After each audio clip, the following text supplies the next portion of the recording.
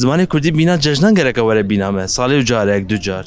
Rast pirsgirêkek wisa em li hemberî ne mixabin ev ne bi tena em bêjin wek tercîha Kurd e pergala kapitalîst ku asta ku hatiye û em bêjin alî aborî alî civakî da bandor gelek li ser civakê kiriye. Çünkü îro em li dibistanên Tirkiye dinêrin hemû bûne aşên bişaftinê. Wekî ku min got yani ji ber ku nexwedî statûyeke ne awayekî fermînayê naskirin ev ji nav civakê jî derdikeve. Di vê çarçovê de her wiha ji siyaseta Kurd bigirin, ji pêşengên Kurd bigirin, ji malbatên Kurd bigirin û ji civaka Kurd bigirin li hemberî vê yekê bi rêxistinek çandî û rêxistinek em bêjin gelerî li hemberî vî tiştê hewceya xwe biparêze. O zimanê Kurdî kengî ku vexwedî statû û ve zimanê fermî wê çaxê di kanûn û zagonan de ev ê bê mîsoger kirin.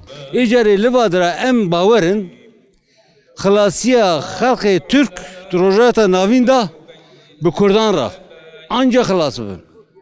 Em bi hezar sala bi hev re dema ev sed sala dawî ki em dêje em banga xwe dîrok çêxin gerê jî Kurd esas pê negirtinê.